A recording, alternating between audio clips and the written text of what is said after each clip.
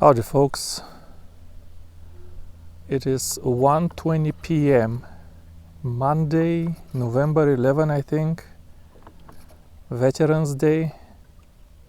It's still fall weather here, but the fish are moving in winter pattern, folks. They are not on the bank anymore. They came out on the bank very briefly this year. Last year I made so many videos fishing on the bank. This year they didn't really come on the bank. I see them still kind of shallow, but starting to congregate. Like I saw some fish in front of this point, but pretty far. You can't reach them from the bank. Like 6 to 8 to 9 feet deep in 13 feet of water. They're not on the bottom. They are congregated in winter formation.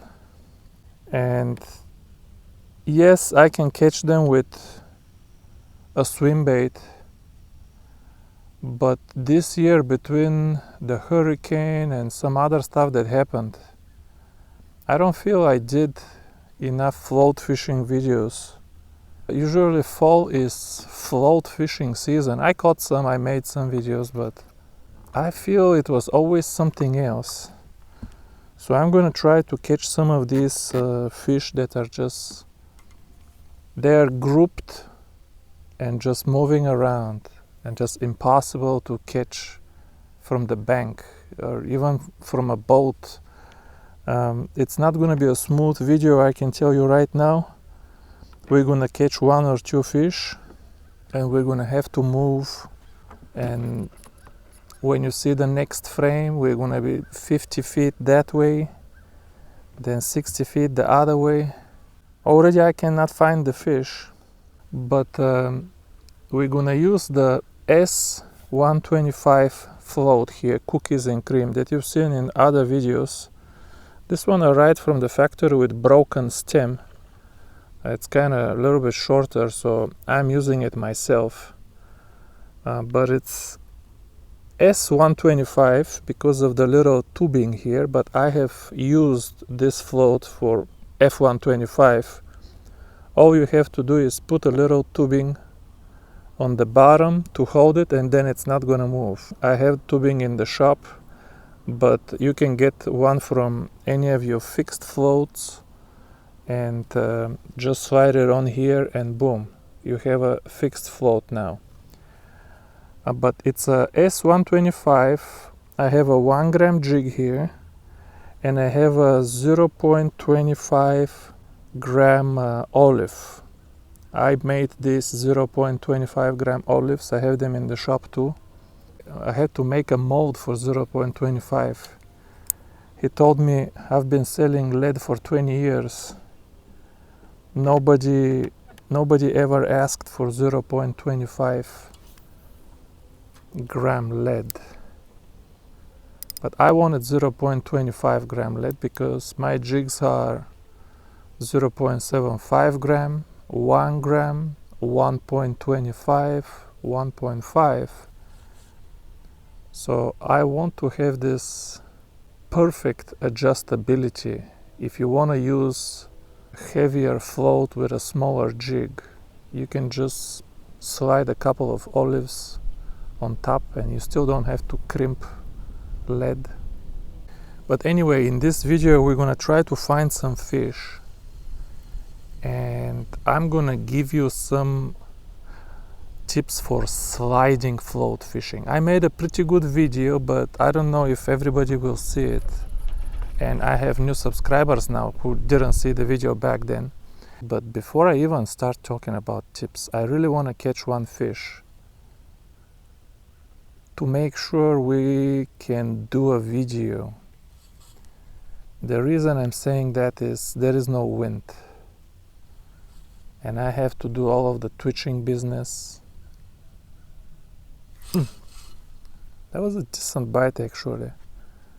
And I wanna, there is one fish. Okay, we're gonna do a video. And that's a crappie.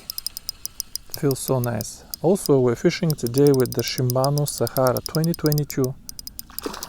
Shimano Sahara. Listen to the drag. The cheap $60 Sahara. That's a decent crappie. Has a drag so much nicer than the brand new Vanford.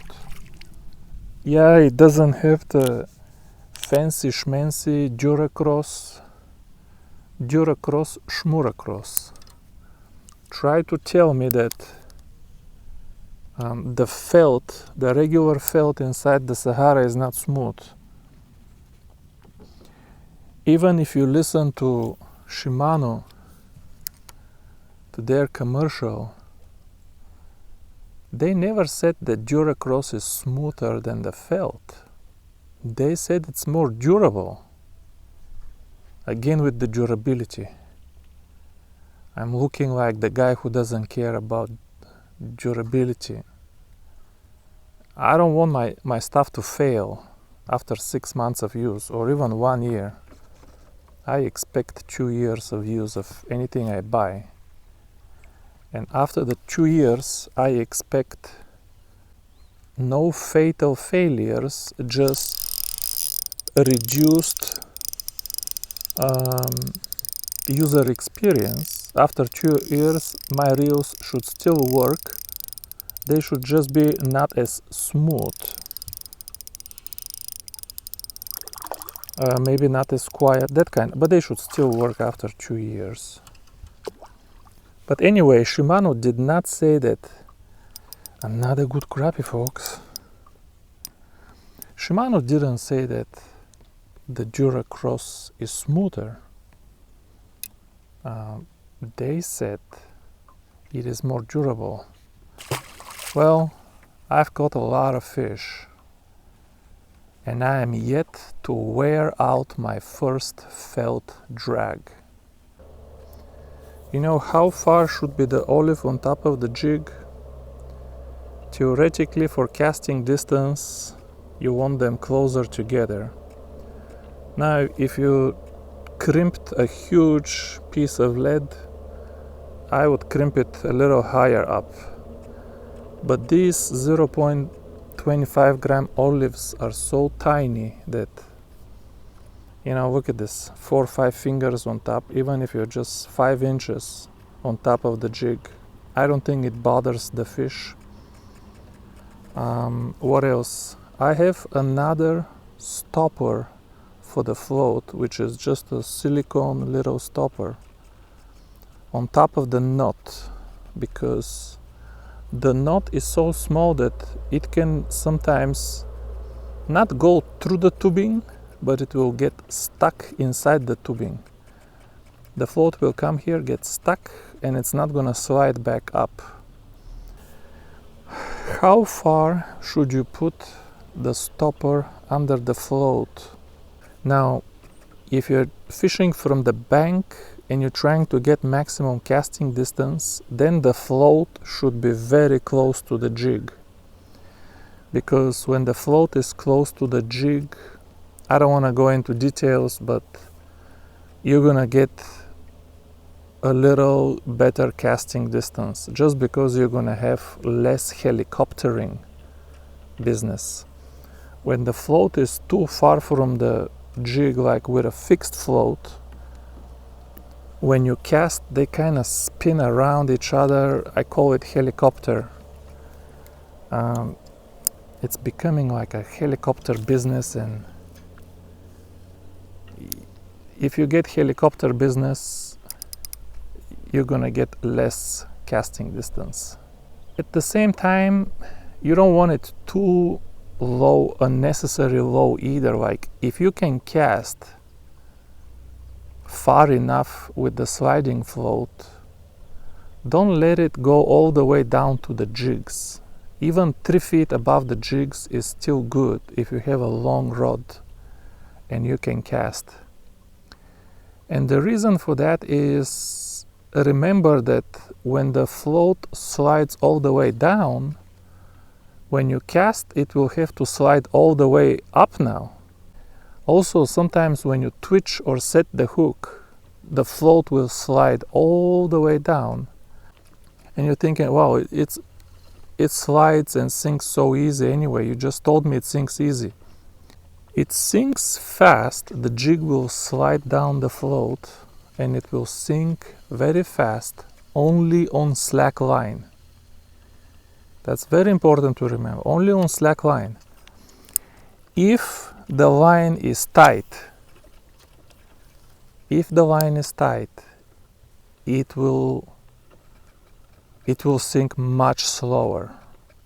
Here's another tip. Sorry about the wind. When you're moving your knot up and down, just move it slow. Okay? You think that makes no difference? It makes a difference. Just move it slow. If you move it slow, you are preserving your line. If you just do a zzz like this, your line will curl up. Just, especially if your knot is very tight, just move it slow. You just, 1 extra second. Just move it slow and your line will stay straight. There's one. Good bite. Listen to these slow clicks on the Sahara. Are you really gonna tell me that the Vanford clicks slower? What is this? Bluegill, but a nicer one. Okay, extra depth helped. Extra depth helped. This one still has colors. I like when they have colors. I don't like the pale ones.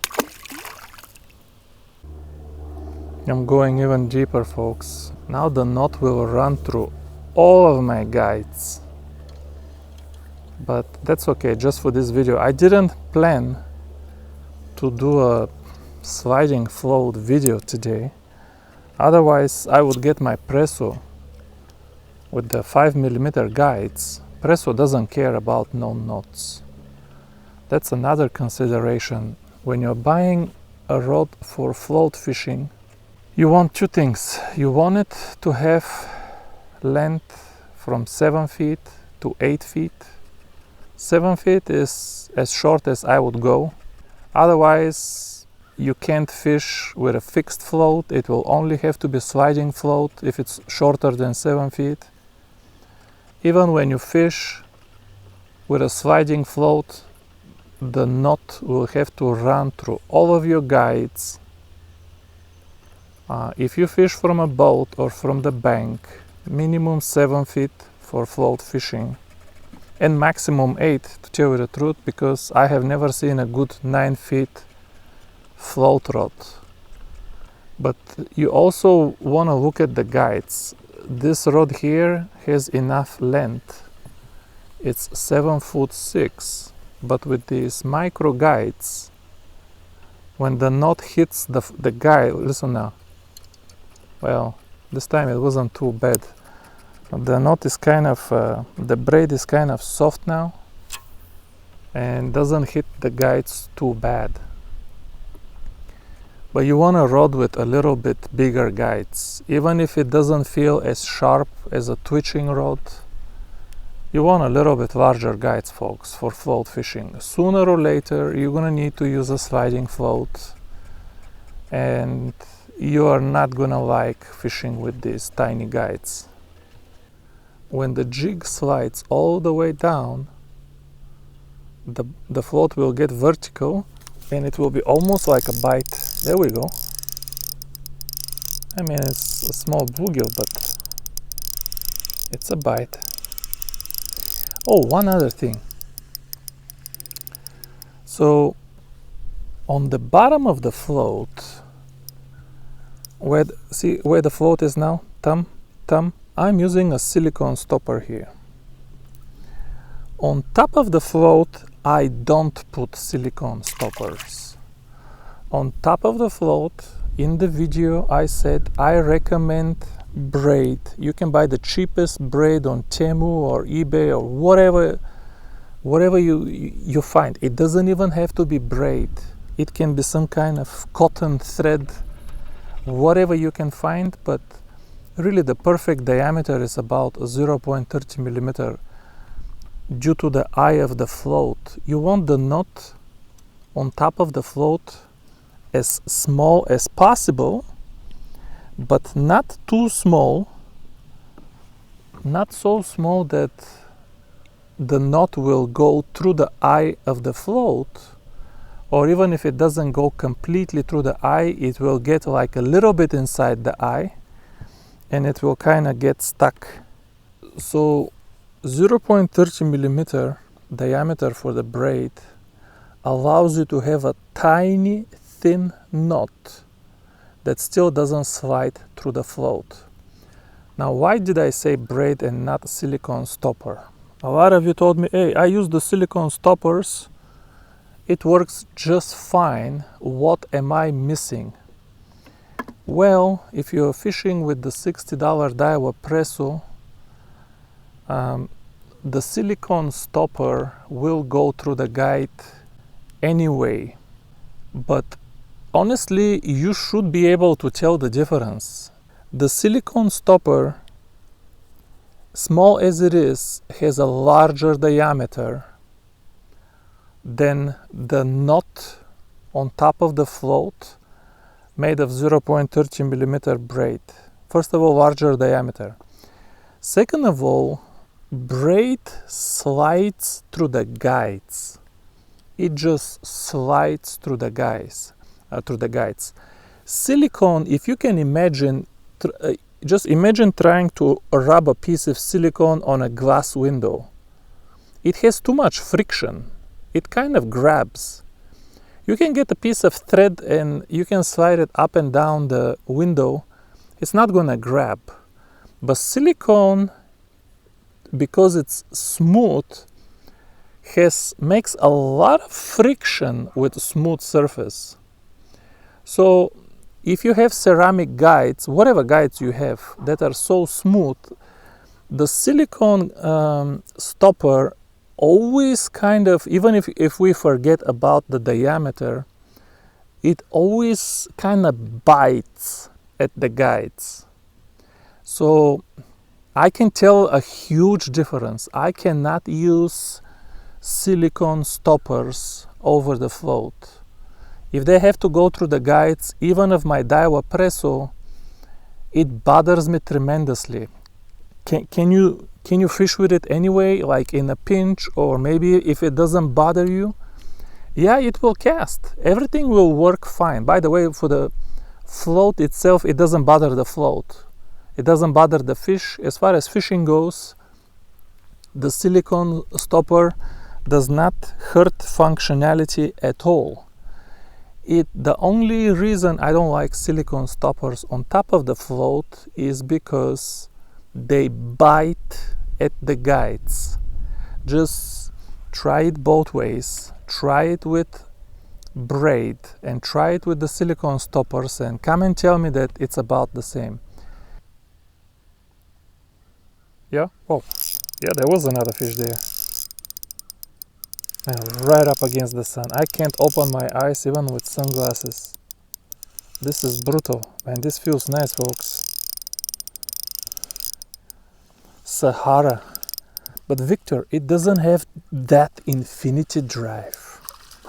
JP Rose, it has that infinity drive. That, this or that. You know how people say that when they know what you're talking about? But Victor, it doesn't have that infinity drive, Victor. How can you say something nice about the Sahara when it doesn't have that infinity drive? You need that infinity drive, Victor. I don't know how they did it, folks, but Shimano's cheap gears that they kind of cast, there is no machine cutting, there is nothing. They just pour it inside a cast, much like a jig head. And boom, there you have gears.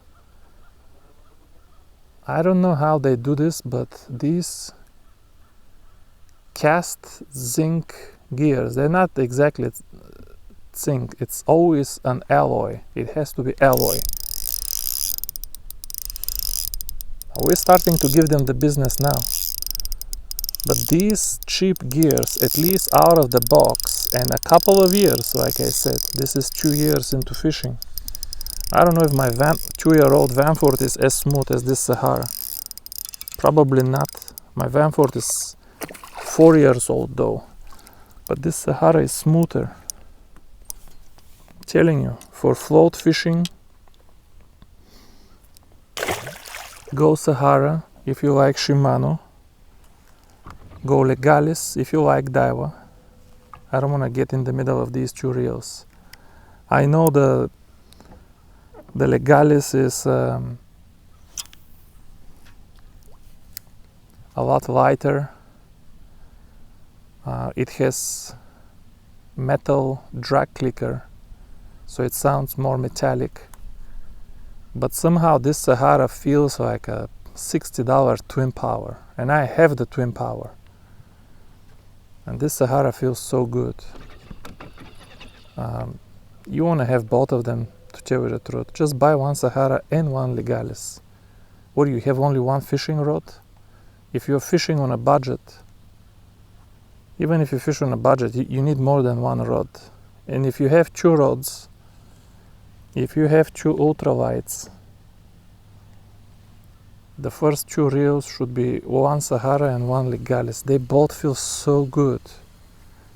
There is some solidness, solid smoothness that comes out of the Sahara. Let's see if we can trick one of these. They're gonna be bluegill, but I don't know if I can cast all the way here from the bank though. Maybe with a 3-gram swim bait, but not with a float, not even with a sliding float. Good crappie, folks, feels very nice. Slow and steady. Sahara clicking, slow click, tat tat tat tat tat tat tat tat tat. Smooth, slow, man. The crappie are nice. Crappie are nice. They're all like fat 10-inchers. Any more over there? Is that school still gonna bite? Still gonna play? Are we all the way down? Yep. Tip tip. Yep, tip tip. They're already playing with it, but I want a kind of good confirmation. The float was never straight. It was just 30 degrees, 15 degrees, 45 degree tilt, 15 degree tilt. It never lied down horizontal or get vertical. So I waited for a final confirmation, because I know these fish are not that picky. Otherwise, sometimes if I know I'm dealing with picky fish in like crystal clear water, when they tilt it 15 degrees, I'm already going for it.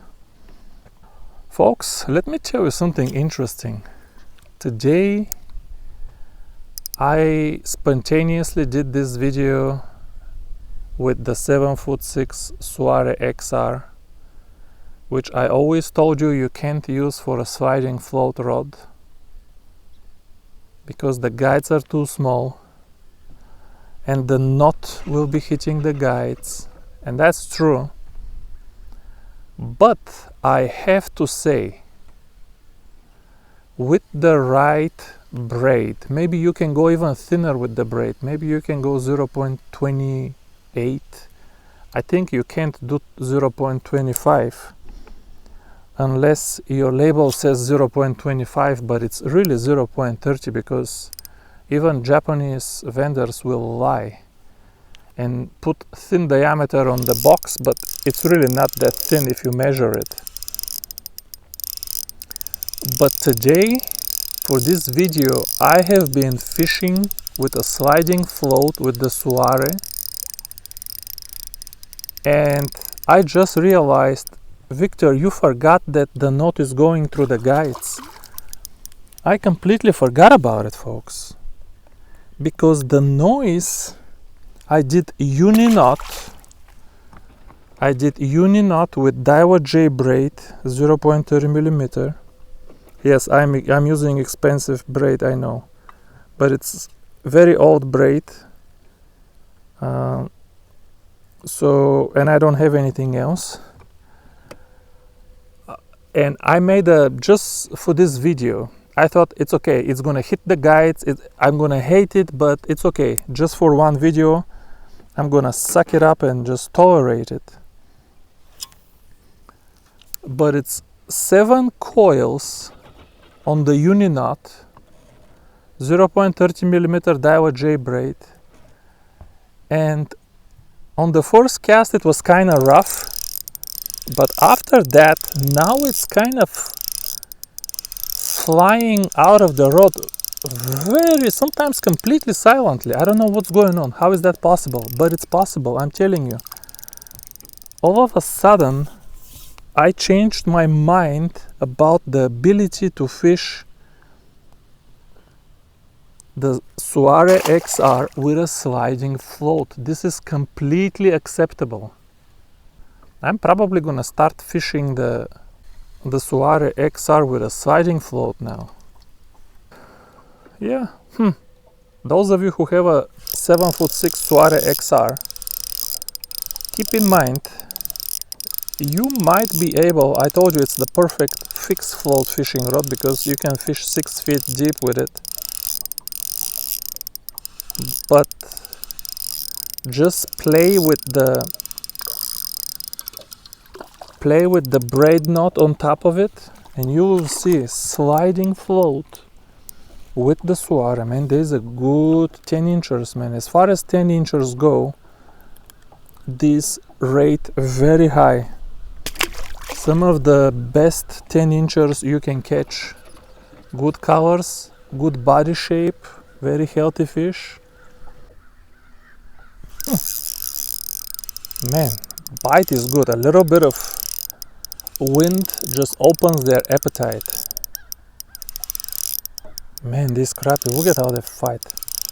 65-degree water temp is just perfect for their energy levels. Too hot or too cold and they just flop a couple of times and that's it. But now we're actually having a 10-inch crappie deliver a good fight. There's one more. And this school of fish just keeps giving. I'm kind of staying far away from it, not to scatter the fish. And it feels so good not to scatter them. And this school just keeps giving. That over there was mostly bluegill, but here we have mostly crappie. Now, if you had a tree, like some kind of a structure in the water, like bridge or something, then float fishing is actually better than kind of swim bait or twitching or anything like this, because you know where is your red zone and you can cast next to the bridge and just twitch it ever so slightly, but don't get it out of the red zone. That's impossible with a swim bait, because the swim bait is swimming and it will stay inside the red zone for like 2 seconds, 3 seconds. And if you trigger a strike, one of them eats it, good, but otherwise you need another cast. But with the float, fixed or sliding, you can stay in the red zone for like a minute. I mean, I've done this. I've fished next to a bridge or next to a tree, and you can twitch so slow that you can have the float travel like just 3 or 4 feet for like a whole minute. Now what I'm doing right now here is really, I'm trying to make a sliding float video. You know, catching fish with a float in open water, it's with a swim bait would be easier. it would sink faster, and I mean, it's just easier in open water with a swim bait. You don't need a float. But I'm trying to make a video, but if you have a target, if you have a red zone, you know where is your red zone. It's that tree or bridge or some drop off or something, you know where exactly it is. Then you need to be thinking about float. Man, the school that keeps giving stopped giving, folks. Let's catch just one last fish.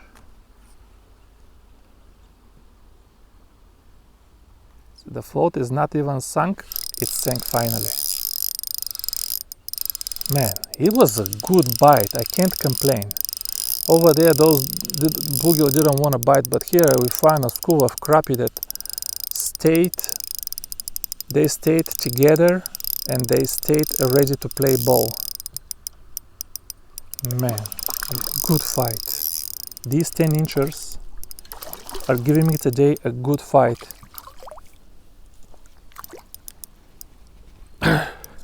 Oh, the last thing, I'm not sure if I mentioned in the video. I think I did. Man, I'm getting old. Good 10 inchers, folks. As far as 10 inchers go, these are very good ones. But thank you, folks, for watching this one. Here is one last look of the S125 in cookies and cream color. And I'll see you in the next one. Bye bye.